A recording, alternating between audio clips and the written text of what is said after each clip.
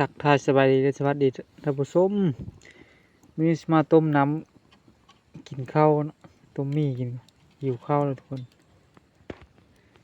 มาให้มาหน้ามันมีแนวนี้นั่นต้มน้ำบ่มีหม้อทุกคนต้มจะกระตุกเราชิชุกกันบ่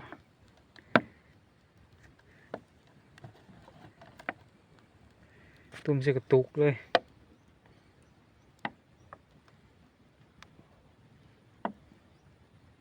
ชิชุกหม้อนำมัน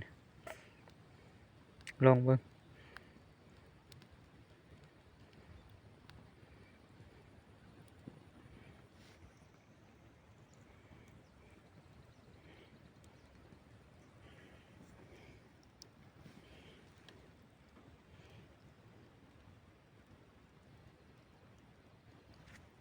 วำเลย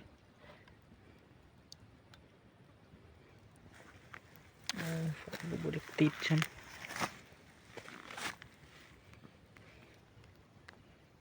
ทุกคนตัวนี้น้ำมันกระชุกแล้วต้มจะกระตุกใส่ปงไม่กี่แล้ว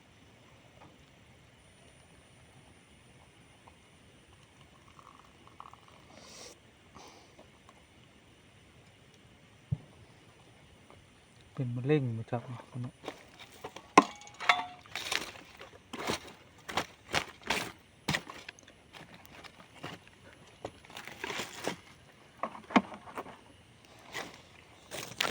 เป็นเรียบร้อยพัดไว้ก็เดี๋ยวพรุ่งนี้อยู่ข้าวนะเก็บหอมโบไปเชิญตัวมีก็ทุกคนชื่อพวกหอมเนี่ยแกมันแซ่บได้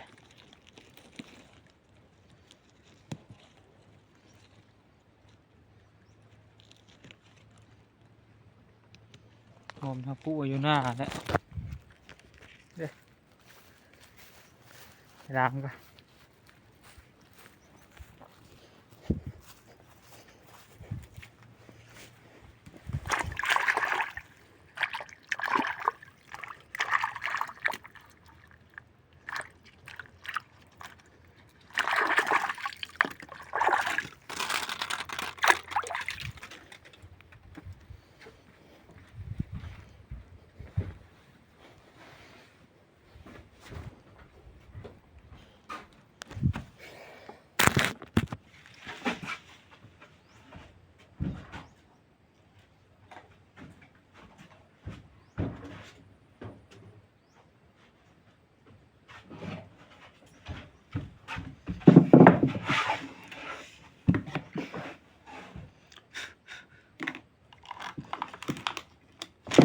สุกเรียบร้อยเลยทุกคนเลย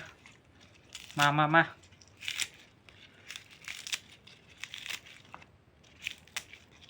เข้าเที่ยงน้ำกัน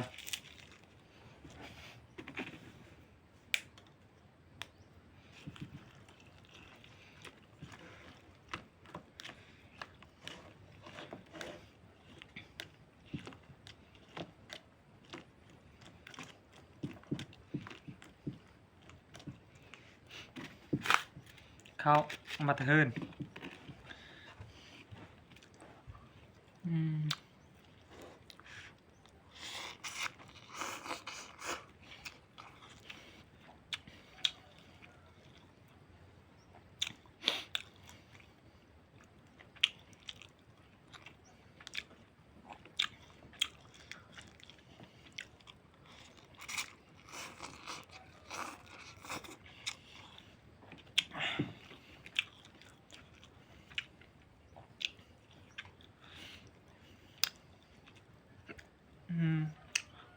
แค่นั้นละ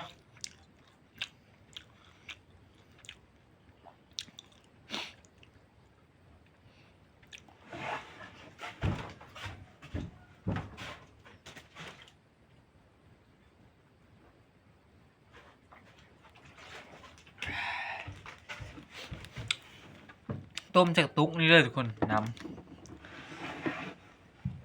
เดี๋ยวถือหม้อมา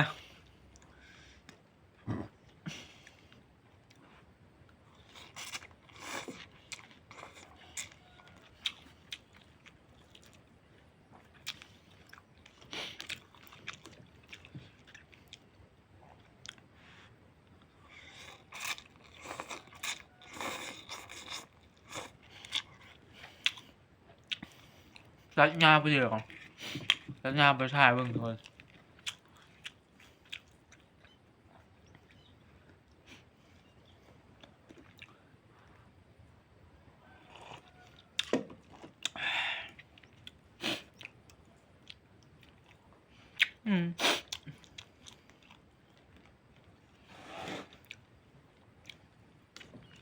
ว่าย่ำเขาอยู่ขี้หูดับเป็นยังไง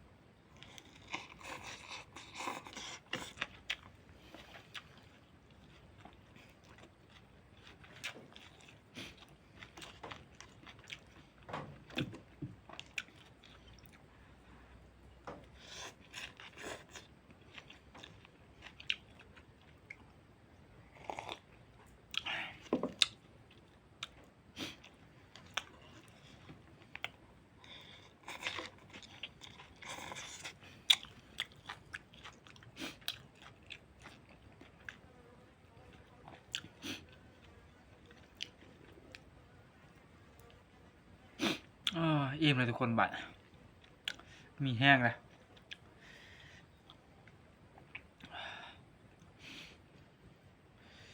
จบคลิปเป็นเพียงเท่านี้เด้อทุกคนรนกดไลค์กดแชร์กดติดตามมาเด้อบ๊ายบายเจอกันคลิปใหม่เด้อ